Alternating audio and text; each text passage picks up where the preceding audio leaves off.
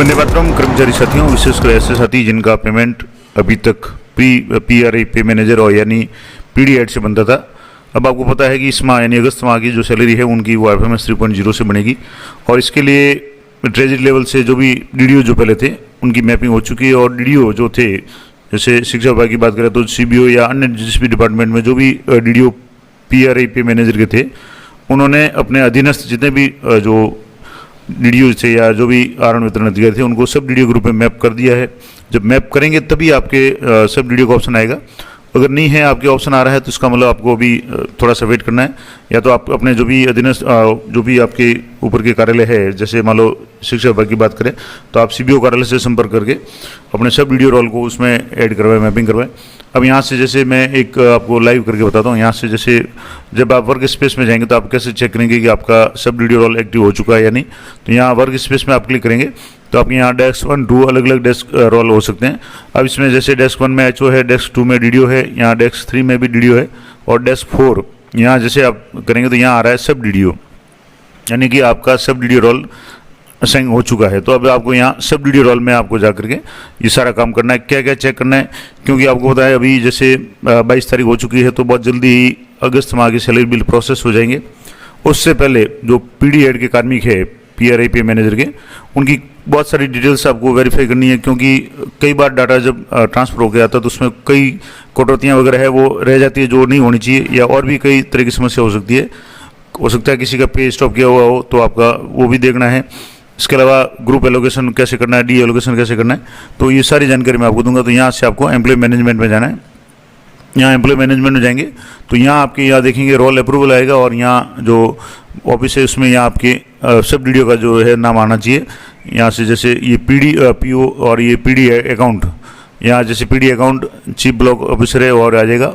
अब यहाँ से आपको अलग अलग ऑप्शंस हैं। अब जैसे एम्प्लॉय मैनेजमेंट में जानने के बाद में सबसे पहला काम तो आपको करना है ग्रुप मैनेजमेंट। यहाँ ग्रुप में डी एलोकेशन पे आप क्लिक करेंगे तो जितने भी ग्रुप प्री पे मैनेजर पे बने थे वो शो हो जाएंगे। अभी जैसे यहाँ एक ही ग्रुप बना हुआ था, ये PO का ये ग्रुप बना हुआ था PD नाम से, PO PD नाम से ग्रुप बना था और इसमें 8 कार्मिक है और ये एक्टिव है, बजट हेड भी इसमें शो हो रहा है।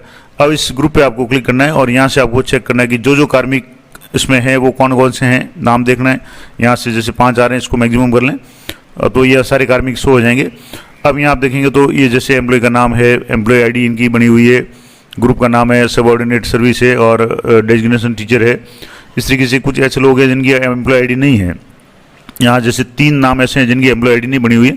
बाकी जैसे ये है, इनकी एम्प्लॉय ID 2022 की बनी हुई है, इनकी 2023 की है, इनकी 2019 की है, यानी ये स्थायी कर्मचारी है। यहाँ भी 2022 की ID है तो ये भी स्थायी कर्मचारी है। अब ये सारे कार्मिक ऐसे हैं जिनका PD हेड से वेतन बन रहा था, जिनकी ID शो नहीं हो रही है एम्प्लॉय ID, वो कार्मिक पंचायत शिक्षक हो सकते हैं या विद्यालय सहायक जो भी लगे हुए हैं, तो क्योंकि उनका भी PD हेड से वेतन बनता था। अब आपको एक तो ये देखना है कि इस ग्रुप में जो भी कार्मिक है, अब वो सारे कार्मिक यहाँ आपके पास मौजूद है। हो सकता है कोई ट्रांसफ़र होके गया हो तो भी डाटा यहाँ शो हो सकता है, कोई रिटायर्ड हो, जो भी हो। अगर ऐसी कोई कंडीशन है तो इसको यहाँ से उस कार्मिक को आपको यहाँ से सेलेक्ट करना है। यहाँ से जैसे सेलेक्ट करके आपको इसको डी एलोकेट करना है। डी एलोकेट करके यहाँ से करके आपको यहाँ से सेव करना है। अब सेव करते ही वो कार्मिक है आपके यहाँ से हट जाएगा और आपको वो कार्मिक इस ग्रुप से बाहर हो जाएगा, क्योंकि जो भी सैलरी बनेगी इस ग्रुप की बनेगी। जो भी कार्मिक ग्रुप से बाहर होगा उसकी सैलरी नहीं बनेगी। फिर भी मान लो जैसे एक बार तो ये हो गया, उसके बाद में जैसे मान लो यहाँ से सेव करेंगे तो यहाँ रिक्वेस्ट आपको सेव सक्सेसफुली का मैसेज आएगा। अब आपको दूसरा काम करना है कि यहाँ से एलोकेशन वाला जाएंगे तो जो भी कार्मिक है वो डी एलोकेट है तो ये आपके शो हो जाएगा। अब वापस इसको एलोकेट करना चाहें तो यहाँ से इसको एलोकेट, यहाँ से चेकबॉक्स पे क्लिक करके यहाँ सेव करेंगे तो वो एलोकेट हो जाएगा। पहला काम तो आपका ये हो गया। दूसरा काम आपको करना है कि जैसे मान लो किसी कार्मिक को आपने डी एलोकेट कर दिया, अब फिर भी हो सकता है उसकी सैलरी बन जाए, तो आपको यहाँ बिल्स में जाना है और बिल्स में जाने के बाद में सैलरी बिल्स। अब सैलरी बिल्स में आपको यहाँ सैलरी प्रिपरेशन, इस पर आपको क्लिक करना है और यहाँ 2 तरह का ऑप्शन है, स्टार्ट सैलरी, स्टॉप सैलरी। अब यहाँ से जैसे स्टॉप सैलरी पे आप क्लिक करेंगे तो जिस भी कार्मिक की आप सैलरी स्टॉप करना चाहें वो यहाँ से या तो ऑल पे क्लिक करके यहाँ से कर ले। अब यहाँ से ये कर लिया। अब यहाँ जितने भी कार्मिक है, जैसे मान लो 7 कार्मिक शो हो रहे हैं, इनमें से जो 1, 2, 3, 4 और 5 कार्मिक की सैलरी ऑलरेडी है वो स्टॉप की हुई है। तो ये 5 की तो ऑलरेडी स्टॉप की हुई है। अब आपको और भी अगर किसी की स्टॉप करनी चाहे तो यहाँ से स्टॉप जा करके आप स्टॉप कर सकते हैं। अन्यथा अगर सही है तो आपको चेक करना है एक काम तो ये हो गया। उसके बाद में एम्प्लॉय आईडी पे जैसे आप क्लिक करेंगे तो इनकी डिटेल्स भी यहाँ से हो जाएगी। जैसे ये नाम आ गया कार्मिका, एम्प्लॉय आईडी आ गई, टीचर है, सबऑर्डिनेट है। अब यहाँ से इनकी ये भी देख लें कि इनका जैसे गवर्नमेंट एनपीएस है 2370, इनका बेसिक है 23700, क्योंकि इनका अभी जैसे जीपीएफ भी कट रहा है और इनको एनपीएस भी मिल रहा है, तो ये कार्मिक थोड़े अलग है, तो यहाँ भी देख लें। इसके अलावा और भी कोई कार्मिक है जिसको आप देखना चाहते हैं, यहाँ से देख सकते हैं। जैसे इनकी आईडी बनी हुई है, तो ये कार्मिक है जिनको यहाँ से बेसिक है मान लो 33800 है, डिफरेंस अलाउंस है इनको 18590 है, एनपीएस इनको जैसे ये मिल रहा है, इसके अलावा एचआरए मिल रहा है, और ऐसे की इनकी डिडक्शन हो रही है। तो इस तरीके से सभी की डिटेल्स आप यहाँ से जरूर चेक कर लें। और जिस कार्मिक को भी आपके यहाँ स्टॉप करना है वहाँ से यहाँ से स्टॉप कर सकते हैं। और अगर मान लो स्टॉप किया हुआ है और उसकी स्टार्ट करनी है तो यहाँ स्टार्ट पर क्लिक करेंगे तो यहाँ जितने भी कार्मिक है वो आप इसको थोड़ा सा मैक्सिमम करके देख लें। यहाँ जैसे 5 कार्मिक है जिनकी सैलरी है यहाँ स्टॉप की हुई है। अब स्टॉप की हुई है तो इसको स्टार्ट करना चाहते हैं, यहाँ स्टार्ट पे उस कार्मिक को करके यहाँ से आप सबमिट करेंगे तो उनकी सैलरी है वो स्टार्ट हो जाएगी। तो इस तरीके से जिनको भी सिलेक्ट करना है या जिनकी भी स्टार्ट करनी है, यहाँ से चेक बॉक्स पे क्लिक करके यहाँ से स्टार्ट पे करेंगे तो स्टार्ट हो जाएगा। ये हो गया। अब जो मेन काम 2 हो गया आपके, ग्रुप एलोकेशन आपने दे दिया, डी एलोकेशन कर दिया जिसको सैलरी नहीं बढ़ानी है। उसके बाद में अगर जिसकी नहीं बढ़ानी इसको पे स्टॉप भी कर ले। तीसरा काम आपको करना है सैंक्शंस में जाना है और उनकी डिटेल्स चेक करनी है। मैं आपको एक उदाहरण भी बताऊंगा कि कहाँ कोई मिस्टेक हो रही है। यहाँ जैसे सैलरी सैंक्शंस में जाएंगे, अलाउंस सैंक्शन इंडिविजुअल, इस पर आप क्लिक करेंगे। जितने भी कार्मिक हैं यहाँ से आपके ये कार्मिक सारे सिलेक्ट कर लें। अब उस कार्मिक को सिलेक्ट करें जिसकी आप कोई भी डिटेल से अपडेट करना चाहें। अब मान लो यहाँ से जैसे ये कार्मिक है, मैं इनको एक को सिलेक्ट कर रहा हूँ और या इनिशिएट पे क्लिक कर रहा हूँ। तो अब इनके यहाँ जो भी बेसिक है, जैसे इनकी बेसिक 33800 है, डिरेनेस अलाउंस 18590 है, एनपीएस भी इनको मिल रहा है, एचआरए भी मिल रहा है। तो ये भी देख लें कि एनपीएस मिलना चाहिए या नहीं मिलना चाहिए। नहीं है तो आप यहाँ से डिलीट का ऑप्शन है, कोई चेंज करना चाहते हो एडिट का ऑप्शन है। जैसे यहाँ बेसिक है उसका 55% डीए है या नहीं है, कम है या ज़्यादा है, 10% एचआरए है या नहीं है, ये ज़रूर देख लें। और कोई भी अगर चेंज करना चाहें, कोई अलाउंस ऐड करना चाहें तो यहाँ से आप अलाउंस उसको जैसे अगर से ऐड करना चाहे तो अलाउंस का नाम यहाँ से आपको सेलेक्ट करके स्पेशल पे है या एडिशनल डी है, जो भी है कुछ भी अगर, या जैसे डीएनएस पे वगैरह जो भी है वो आप यहाँ से सिलेक्ट करके इसको यहाँ से अलाउंस कर सकते हैं। अब ये तो हो गया। अब वापस एक और इंपॉर्टेंट बात की डिडक्शन भी आपको चेक करना है। कई बार क्या होता है कि डिडक्शन में भी काफ़ी कुछ गड़बड़ी है। यहाँ से सैंक्शंस में जाएंगे और या डिडक्शन सैंक्शन इंडिविजुअल, इस पर आपको क्लिक करना है। वापस कार्मिक को सिलेक्ट करना है और यहाँ से आप कार्मिक यहाँ से देख ले सारे कार्मिक, जैसे मैक्सिमम मैंने कर लिया। अब मान लो इसी कार्मिक को मैं यहाँ दोबारा सेलेक्ट कर रहा हूँ, इनिशिएट पे क्लिक कर रहा हूँ। अब यहाँ इनकी डिडक्शन देखें तो यहाँ इनकी डिडक्शन, जैसे डिडक्शन का नाम है, ये डिडक्शन वैल्यू है 5239 आ रही है और यहाँ भी आ रही है, लेकिन डिडक्शन का नाम नहीं आ रहा है। और यहाँ ऐसे ही प्रीमियम है 3000 आ रहा है। इसके अलावा कोई भी डिडक्शन शो नहीं हो रही है। एक दूसरे कार्मिक और मैं आपको बता देता हूँ जिनके भी एक जो दूसरी समस्या आ रही थी हितग्राही निधि की, वो मैं आपको बता रहा हूँ। यहाँ से जैसे ये इनिशिएट पे क्लिक करेंगे। अब इनके यहाँ भी जीपीएफ 2004 की 2100 कटौती है, 23700 डिडक्शन है जिनका कोई मेंशन नहीं है, तो ये भी आप जरूर चेक कर लें। इसके अलावा और भी कोई अगर कमी है तो वो भी आप देख लें। एक और मैं कार्मिक आपको यहाँ से बता देता हूँ जिनके एक कोई मुझे प्रॉब्लम समझ में आई थी, वो मैं आप बता देता हूँ। यहाँ से जैसे आप देखेंगे ये जो कार्मिक है, यहाँ से आप इनका एम्प्लॉय आईडी है, नाम आ गया, ग्रुप आ गया, यानी ये पीडी के कार्मिक है, टीचर है। अब यहाँ आप देखेंगे तो इनकी जो कटौती है RGSS 297 इनका पे ऐड है, 658 कटौती हो रही है। इसको चेक कर लें बेसिक के अनुसार बराबर है या नहीं है। अब यहाँ एक और एक देखेंगे आप तो हितग्राही निधि की कटौती यहाँ 250 रुपये हो रही है। अब जब आप अगस्त माह का सैलरी बिल बना रहे हैं और इनकी कटौती हितग्राही निधि की 250 है तो इसको आपको डिलीट करना है, क्योंकि अभी ये डाटा है प्री पेमेंट पीडी से जो आया है।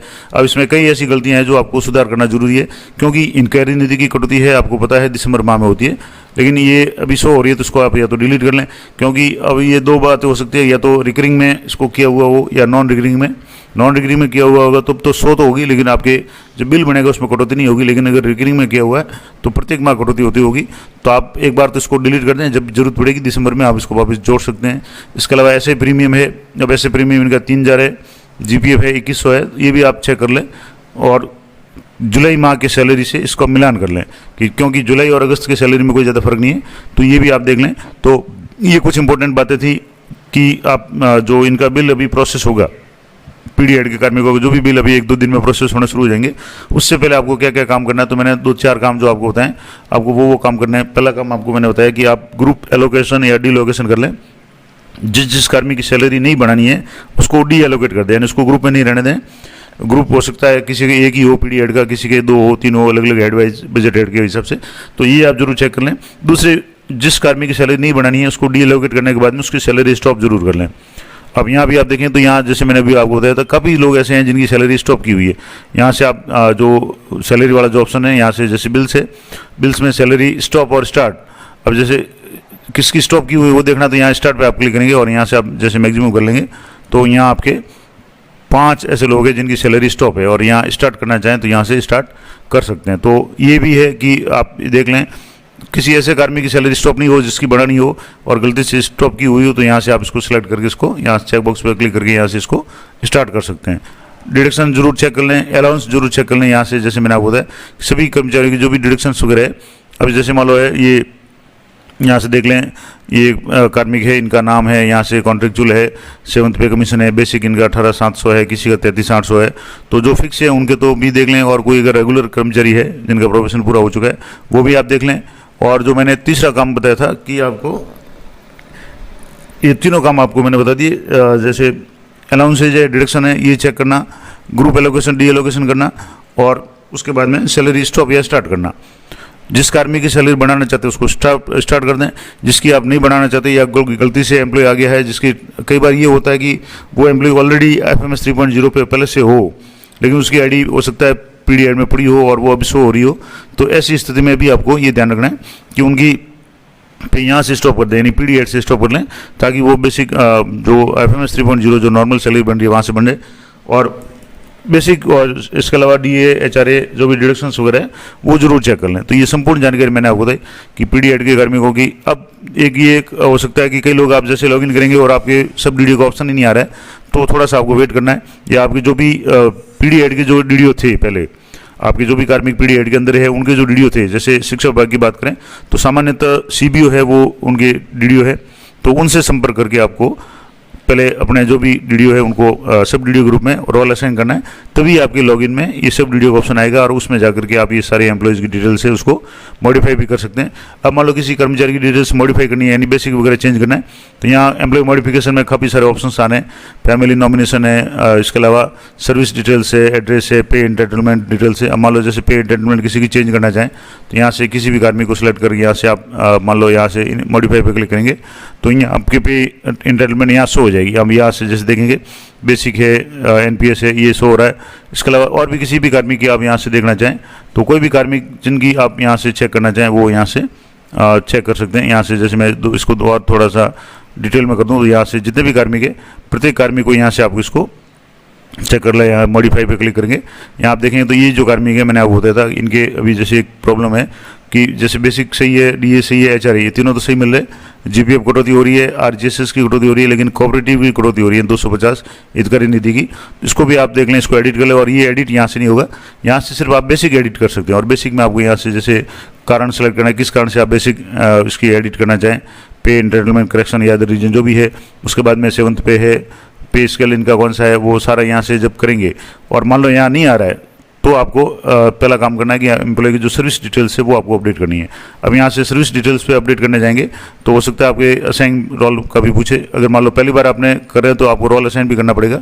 अब मान लो जैसे यहाँ और भी मैं आपको बता दूँ, एम्प्लॉय मैनेजमेंट में जैसे एड्रेस डिटेल अगर अपडेट करना चाहें तो ये पूछेगा kindly configure the work flow for this process, यानी वर्क फ्लो कन्फिगर करना है आपको अगर कोई काम करना है तो वर्क फ्लो कैसे करेंगे, तो यहाँ से वर्क फ्लो पे जाएंगे और यहाँ प्रोसेस टास्क असाइनमेंट में जाकर के यहाँ से जो काम आप कर सकते हैं वो पे एंटाइटलमेंट चेंज के लिए आपको वर्क फ्लो करना है, सर्विस डिटेल के लिए करना है, फैमिली डिटेल के करना है, एड्रेस के लिए करना है और पर्सनल डिटेल्स करना है। अब जैसे 2-3 तो मैंने कर दिए, लेकिन अब यहाँ से जैसे एड्रेस डिटेल का मांग रहा था तो यहाँ आप देखेंगे तो मेकर, चेकर, अप्रूवल वाले सब DDO, यहाँ लेवल है सब DDO, और यहाँ अनअसाइन आ रहे हैं, तीनों अनअसाइन है। तो ज़्यादा नहीं तो आप अप्रूवल रोल को यहाँ से करके चेक करके यहाँ पे क्लिक करेंगे और यहाँ एम्प्लॉय का नाम, DDO का नाम जो भी है और यहाँ डेजिग्नेशन है सब DDO, और असाइन रोल पे क्लिक करके यस करेंगे, कंफर्म करेंगे, सक्सेसफुली हो गया।